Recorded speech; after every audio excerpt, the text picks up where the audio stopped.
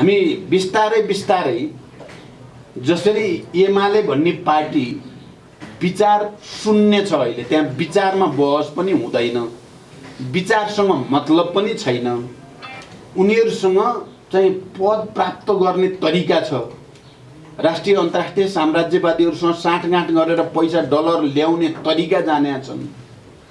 त्यो पैसा खर्च गरेर कसरी चाहिँ गुट बलियो बनाउन सकिन्छ भन्ने जानेका छन् र चुनाव जित्न गर्नुपर्ने सामदाम दण्डभेद जाल झेल छल कपटमा अलि पारङ्गतै भएका छन् र उनीहरूको एकताको आधार विचार र राजनीति हुँदैन, अहिले लोगो हुन्छ।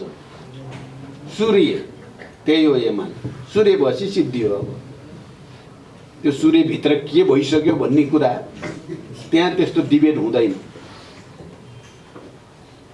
अनि मदन भण्डारीलाई कसले त्यत्रो षड्यन्त्र गर्यो, त्यसको खोजी कसरी गर्ने, अपराधीलाई कसरी सजाय दिने भन्ने त्यहाँ चिन्ता हुँदैन। आफूलाई उत्तराधिकारी भन्नेहरू नै राष्ट्रपति र प्रधानमन्त्री हुँदा त्यसको बारेमा चर्चा हुँदैन, खोजी हुँदैन। के भएको हो मदन भण्डारीलाई र मदन भण्डारीले कुन परिस्थितिमा विचारलाई के ल्याउन खोजेको र अहिले परिस्थिति कहाँ पुग्यो भन्ने चर्चा परिचर्चा बहस त्यहाँ हुँदैन। खाली हुन्छ मदन भण्डारी लोगो, त्यो मदन भण्डारीलाई प्रयोग गरेर पद प्राप्त गर्ने, सुविधा प्राप्त गर्ने, गुट बलियो बनाउने, त्यस्तो हुन्छ। त्यस्तै देखियो नि त हामीले 3 वर्षदेखि। त हामीले सकिन्छ कि त्यही पनि बदल्न भन्ठानेर त हामीले आँट त गरेकै हो, तर त्यहाँ त्यो प्रवृत्ति नै हाबी देखियो। हुँदै हुँदै त्यो प्रवृत्ति कहाँ पुगेछ त भन्दा चाहिँ प्रतिक्रान्ति प्रतिगमनकारी राम सीता लक्ष्मणको मूर्ति बोकेर हिँड्ने जलहरी रे कथा हो, मार्क्सवाद भन्न नहुने, समाजवादको नाम लिन धेरै नपाइने नहुने, त्यस्तोमा गयो। नाम त मदन भण्डारीको लिएकै छ। फेरि जबज भनेपछि भयो। जबज के हो? जबज त्यसलाई विकास गर्नुपर्ने हो कि होइन, त्यसले के गर्यो के गरेन। सबभन्दा ठुलो कुरो त मदन भण्डारीको बारेमा खोजी नीति गर्न मदन भण्डारीका उत्तराधिकारीहरूको दिमागबाट चाहिँ डिलिट हुनु नै चाहिँ दुर्भाग्यपूर्ण छ नि त। एमालेको त पतनको त त्योभन्दा राम्रो प्रमाण त अरू केही हुँदैन। मैले यतापट्टि भन्दै गर्दा म कमरेडहरूको सबैको ध्यान के भन्न खोजेँ भने हामी पनि त्यस्तै हुन्छौँ कि डर लाएर भने। हामी पनि माओवादी जनयुद्ध माओवादी भन्ने प्रचण्ड भन्ने हुने चाहिँ गर्ने चाहिँ त्यस्तै। हामी पनि पदको निम्ति, पैसाको निम्ति, प्रतिष्ठाको निम्ति, गुट बलियो बनाउनको निम्ति मरिहत्ते हाल्ने भनेपछि त हाम्रो पनि बिस्तारै माओवादी भन्ने चाहिँ लोगो होला जस्तो क्या, सूर्य भने जस्तै कुरा पनि हाम्रो पनि त्यस्तै होला कि यही बाटो गइराख्ने भने त हामी थाहै नपाइकन हाम्रो पार्टी क्रान्तिको चाहिँ एउटा निम्ति आवश्यक औजार होइन, प्रतिक्रान्तिलाई नै घुमाइ फिराइ सेवा गर्ने ठाउँमा पुग्ने हो कि यो खतरा बडो चाहिँ गम्भीर रूपले देखिएकै छ। त्यसो भएको हुनाले हामीले चाहिँ आजभोलि सोच्न खोजेको, तपाईहरु पनि सोच्नु होला, सबै कमरेडहरूले सोच्नै पर्छ। हामी पनि त्यस्तै हुने हो भने त यो पार्टी किन चाहियो भन्ने बहस उठेको छ। यो पार्टीको औचित्य, हामी त हिजो त्यत्र शहीदहरू, त्यत्रो बलिदान, त्यत्रो त्याग, समाज रूपान्तरण, क्रान्तिको निम्ति सम्पूर्ण चाहिँ समर्पण गरेर हिँड्ने पार्टी आज एमाले जस्तै हुने हो भने त यो पार्टीको आवश्यकता र औचित्य नै के रहेर, बरु यो भन्दा राम्रो त यस्तो पार्टीलाई विघटन गरिदिनु हुन्छ। यदि त्यस्तै रहिराख्ने हो हामी भने, मेरो भनाइ विचार गर्नु होला। फेरि मेरो खोजेको चाहिँ बिल्कुलै होइन। मैले भन्ने गरेको छु, मार्क्स एङ्गल्सले आफैले बनाएको कम्युनिस्ट इन्टरनेसनल गलत भयो, अवसरवादी धारतिर प्रवृत्तितिर गयो, सच्याउने सम्भावना रहेन। बल गर्दा नि सच्याउनै सकिने हुँदो रहेछ नि, मार्क्स एङ्गेलले नसक्ने। वैज्ञानिक समाजवादका जन्मदाता आविष्कारक, द्वन्द्वात्मक तथा ऐतिहासिक भौतिकवादका आविष्कारकहरूले आफैले बनाएको इन्टरनेसनल, आफैले सच्याउन नसक्ने, काम नलाग्ने पत्रु भयो भनेर विघटन भनेर चाहिँ लाइब्रेरीतिर जानुभयो कार्ल मार्क्स।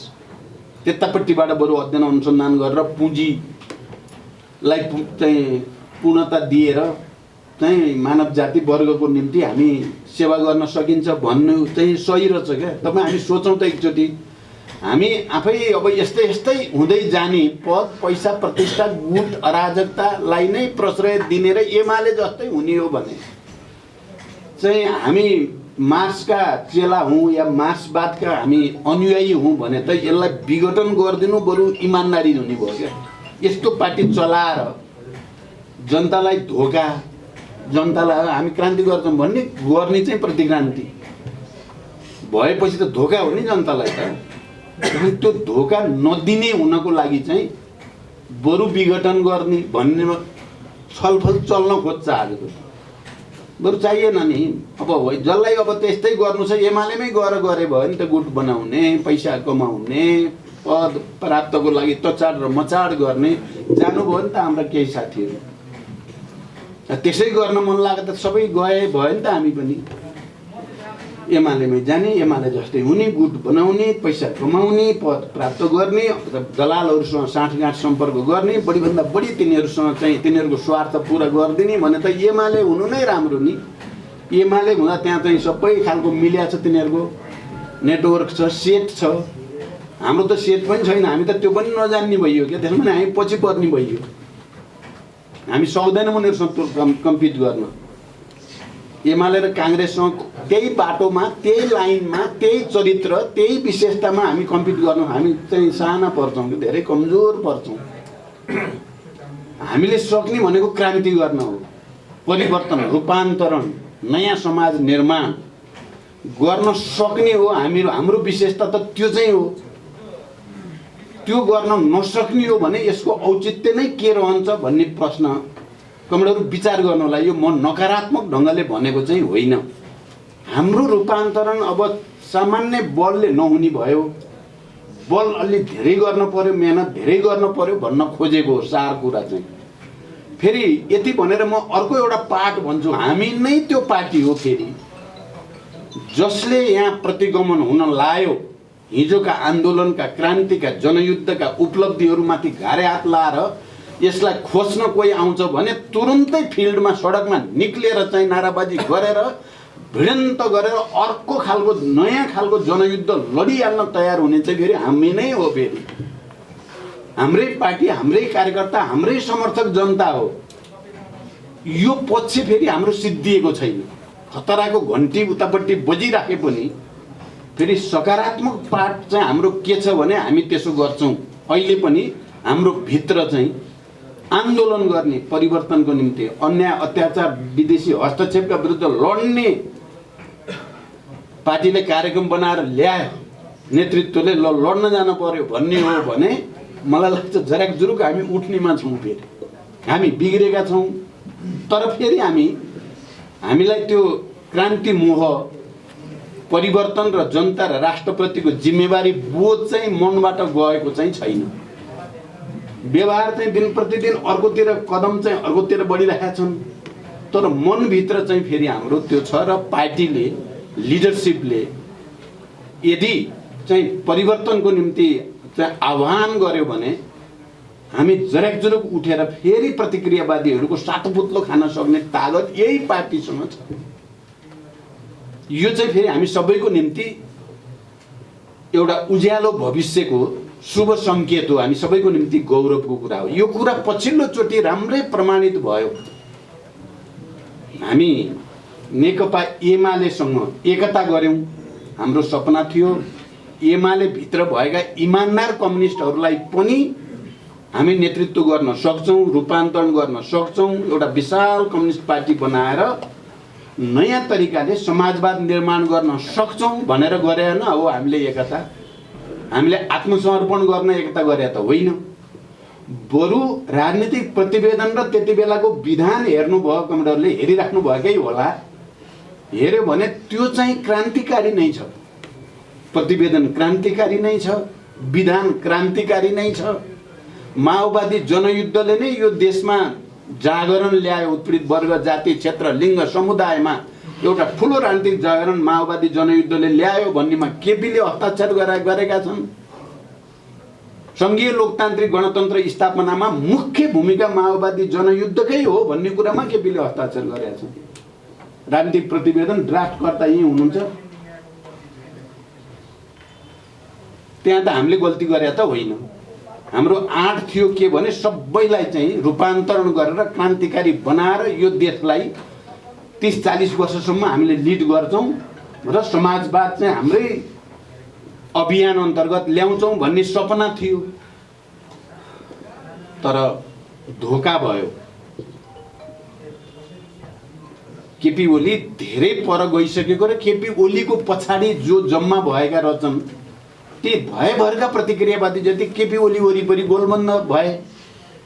हिजोका राजावादी, सामन्तवादी, साम्राज्यवादी, प्रतिक्रियावादी, प्रतिक्रान्तिकारी, अवसरवादी जति सब गोलबन्द छन् त्यहाँ। त्यसपछि त्यसका विरुद्ध विद्रोहको झण्डा पनि हामीले नै उठायौँ। फेरि एकताको झण्डा हामीले नै प्रस्तावित गर्यौँ र गलत प्रवृत्तिका विरुद्ध निर्ममतापूर्वक लड्नुपर्छ, अर्को उपाय छैन भन्ने भएपछि हामी लड्यौँ। पार्टी केन्द्रमा त हामी लड्यौँ, सचिवालयमा, स्थायी समितिमा, केन्द्रीय समितिमा लड्यौँ। लड्दा चाहिँ बडो खुसीको कुरा र हामीले गर्व गर्ने कुरा के हो भने हामी मात्रै माओवादी मात्रै लड्या होइन, पूर्व एमालेको पनि ठुलो हिस्सा त्यो निरङ्कुशता र प्रतिगमनका विरुद्ध, केपी ओली प्रवृत्तिका विरुद्ध दलसँग लडेकै हो। लडेकोले त लडेको भन्नु पर्यो नि।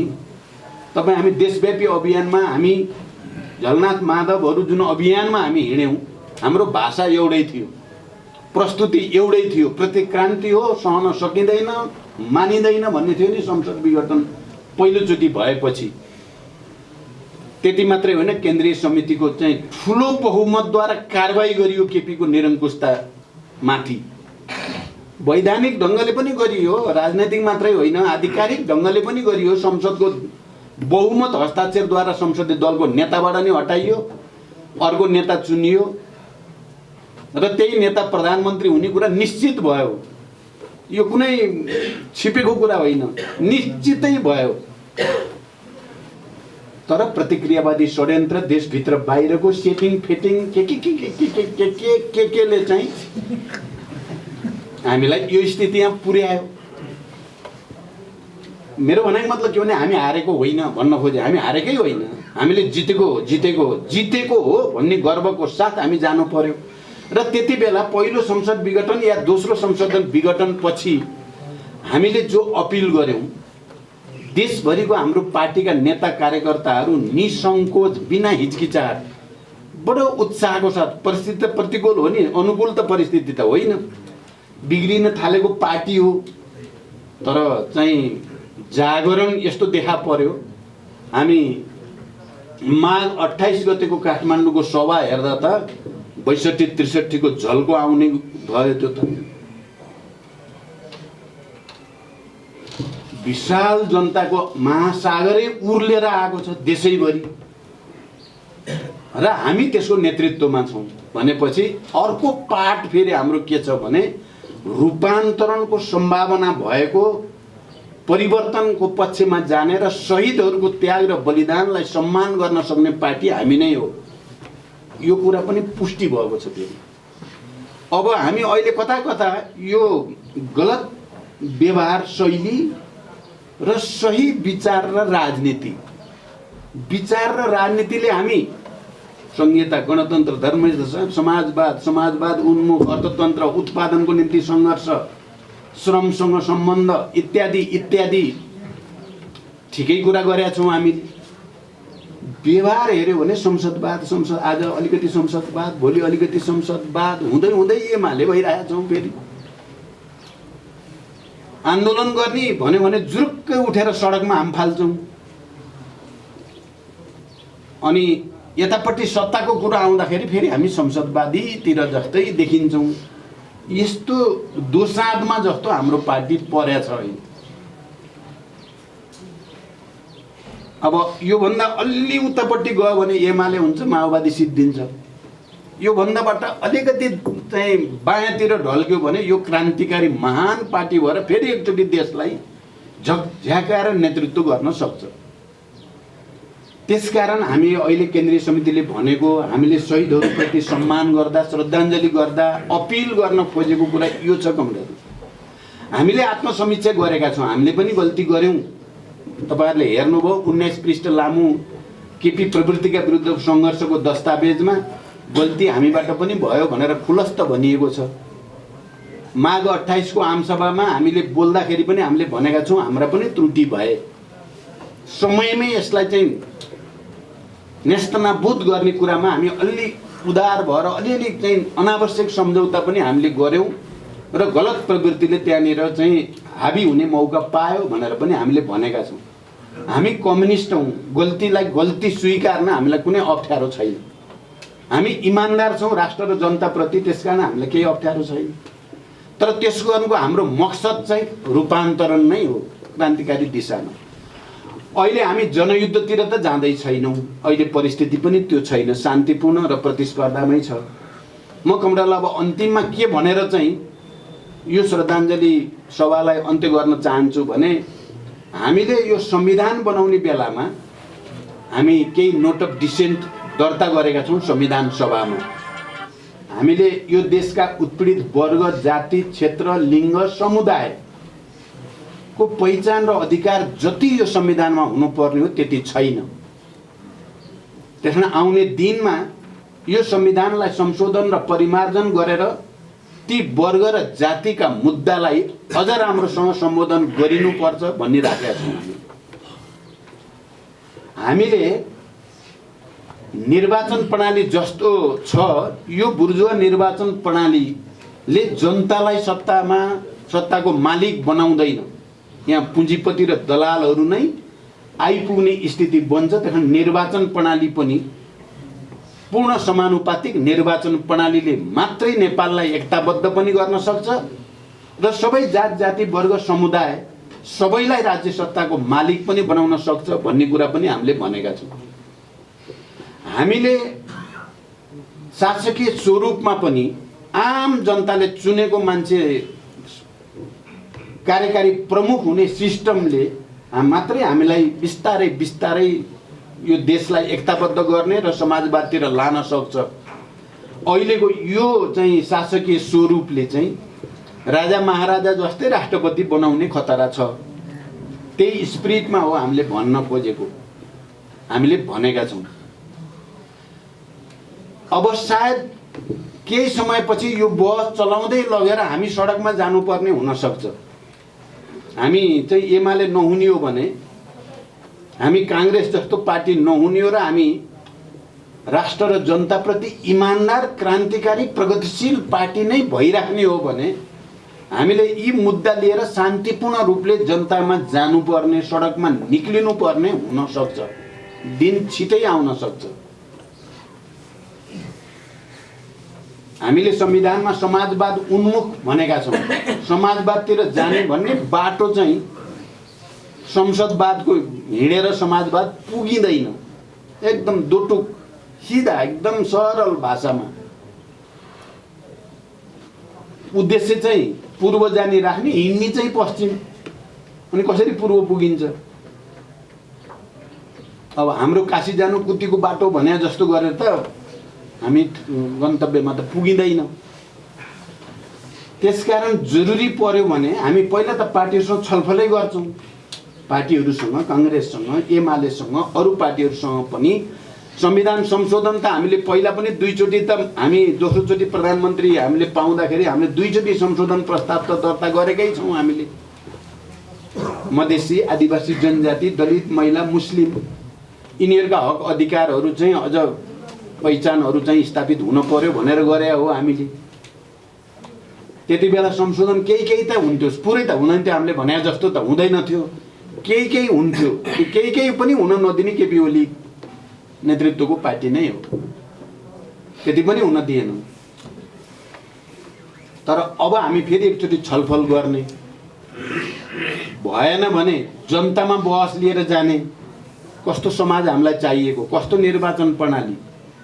अब एउटै चाहिँ लोकल गाउँपालिकाको चुनावमा करोड खर्च गर्न 2 करोड 3 करोड गर्ने भए पुँजीपतिहरूले, अनि हाम्रो कार्यकर्ता के गरी चुनाव लड्ने के? गाउँपालिकाको वडाको चुनाव लड्न नि गाह्रो हुने स्थिति आउँदैछ। प्रदेशको चुनावमा 2-4 करोड नभई नहुने जस्तो, सङ्घको चुनावमा 10-15 करोडपति चाहिने, कसरी लड्ने त्यो चुनाव? अनि गरिबले श्रमजीवीले लड्ने हुन्छ त? हामी कम्युनिस्ट पार्टीका नेता कार्यकर्ता लड्यौँ भने पनि जित्ने स्थिति बनाउनलाई दलाल पुँजीपतिसँग गलत सम्झौता गर्नुपर्ने, नोकरसाहरुसँग गर्नुपर्ने भएपछि त यो निर्वाचन प्रणालीले त हामीलाई ठिक ठाउँमा लाँदैन भनेर जनतामा बहस लैजाने। अब त्यति गर्दा पनि भएन भने आन्दोलनमा जाने, भिड्ने, शान्तिपूर्ण आन्दोलनको आँधी बेरी हुरी चाहिँ चलाउन पर्ने पनि हुन सक्छ, अनि मात्रै चाहिँ हुन्छ। हामीले जनयुद्धको बेलामा हामी बासुजी हामीहरू चाहिँ सधैँ भन्ने गर्थ्यौँ क्या, यो युद्ध भनेको, क्रान्तिकारी युद्ध भनेको के हो रे भने खाली प्रतिक्रान्तिकारी सामन्तवादी साम्राज्यवादी या प्रतिक्रियावादीलाई परास्त गर्ने आन्दोलन मात्रै होइन, यो हामी स्वयं क्रान्तिकारी भित्र भएको फोहोर मैला सफा गर्ने अभियान पनि हो क्या युद्ध, आन्दोलन, क्रान्ति। त्यसले फोहोर मैला पनि सफा हुन्छ, उता दुश्मन पनि हार्छ। हामीलाई अब एउटा नयाँ आन्दोलन र विद्रोह चाहिएको छ, जुन विद्रोहले हाम्रो यो विचार थुप्रिएको फोहोर पनि हाम्रो पनि साफ होस्, फटाहरूलाई चाहिँ परास्त पनि गर्न सकियोस्। यसरी पनि सोच्नुपर्छ भन्ने, यदि हामी शहीदहरूप्रति सच्चा श्रद्धाञ्जली र इमानदार हुने हो भने, यहाँ अघि पनि आयो, मेरो पनि भनाइ त्यही नै हो, पहिला हामी आफैलाई हेरौँ, आफूलाई बदल्न हामी तयार हो कि होइन। अरूलाई बदल्ने कुरा हामीले बढी गरेका छौँ आजभोलि, हामीले अरूलाई यो त्यसले ठिक गरेको छैन भन्न चाहिँ हामी धेरै सिपालु भएको छौँ। मैले ठिक गरेको छैन भन्नेतिर हाम्रो त्यति चिन्ता छैन क्या, मैले त ठिकै गरिरहेको छु, म त ठिकै ठाउँमा छु, अर्कोले गरिरहेको छैन भनेको छौँ। गल्ती त्यही भएको छ। हुनुपर्ने के भने मैले नै गल्ती गरिरहेको, पहिला म सच्चिनुपर्छ, अनि अरूलाई सच्चिन सहयोग गर्ने हो। पार्टीभित्रका साथीहरूलाई, दुश्मनलाई जस्तो त गर्नु भएन, यसो गर्ने आवश्यकता छ कमरेडहरू। त्यस कारण आज सुरेश वाग्ले प्रति हामीले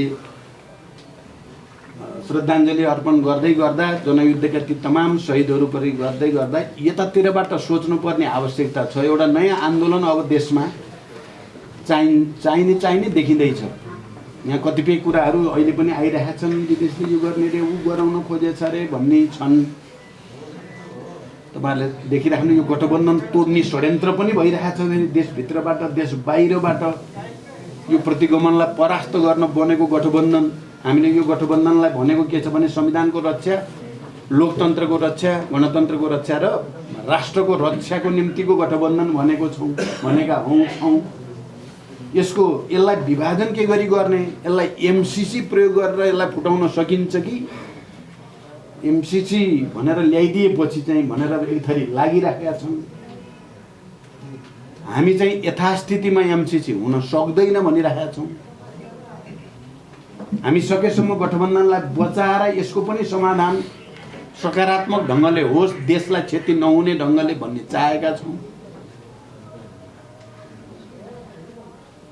तर अर्को वर्ग चुप लाएर बसेका छैन। अर्को वर्ग पनि पुरै तागतका साथ यो गठबन्धन के गरी तोड्ने, प्रतिक्रान्तिलाई के गरी निरन्तर अगाडि बढाउने, माओवादीहरूलाई के गरी घेरा हालेर सिद्ध्याउने। किनभने अहिले हामी चाहिँ ले त त्यति धेरै सोध्दैन,